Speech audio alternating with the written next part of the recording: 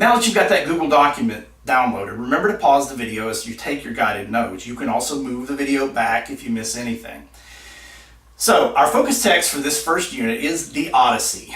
The Odyssey was written down between 750 and 650 BC, making it around 2,700 years old. It was written down by a Greek poet named Homer. The story and its prequel, the Iliad, are much older, however. The setting of the stories is ancient Greece, around 1200 BC.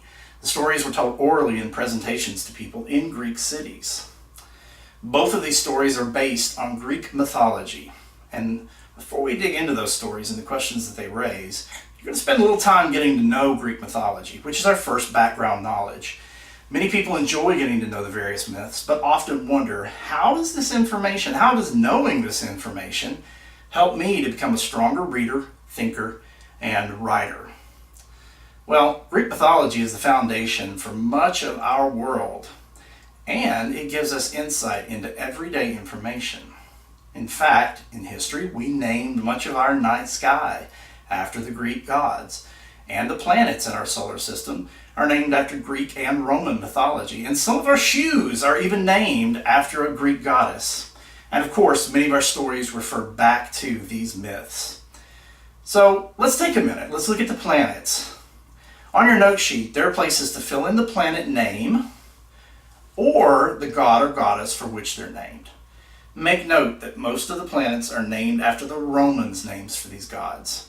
There's a choice assignment that explains the history of Greek and Roman myths. You can find out that their history actually dictates a part of why they're so similar to one another. So let's start closest to the sun. Tiny Mercury is named after the swift-footed messenger god.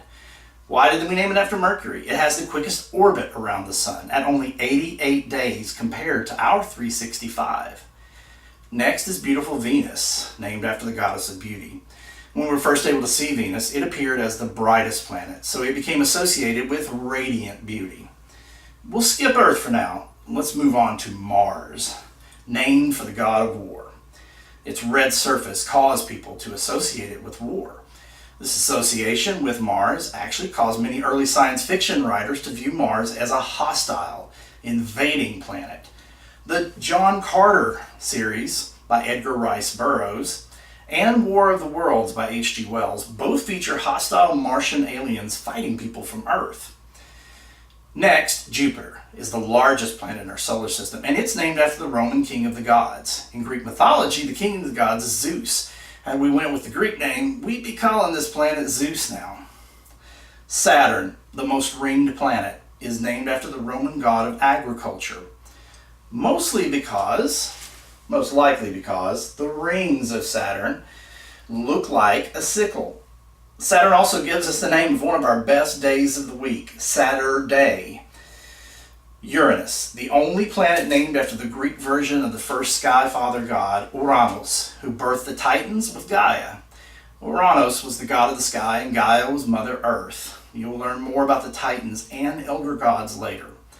Finally, Neptune, which in Greek mythology is Poseidon, the god of the sea, makes up our last planet. We finish the major bodies of our solar system with the dwarf planet Pluto, which I do not agree with that status, by the way. Pluto, the tiniest planet, now called a dwarf planet, is named after the god of the underworld. Pause the video at this point to make certain that you have taken your notes.